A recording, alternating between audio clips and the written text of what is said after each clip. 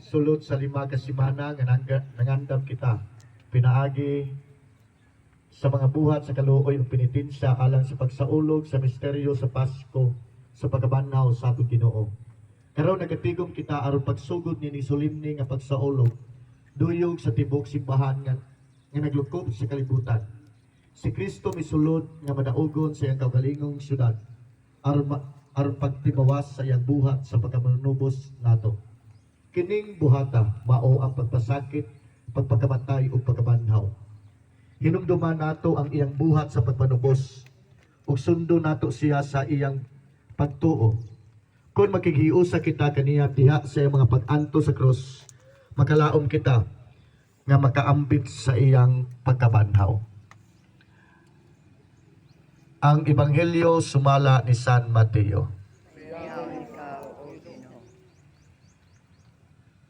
Taduol na sila sa Jerusalem ug miabot na sa Betpahe sa bungtod sa mga olibo. Gipauna ni Jesus ang duha sa iyang mga tinun-an ug giingnan niya sila. Pagadto kamo sa balangay nga anaa sa unahan, ug magkaplagan ninyo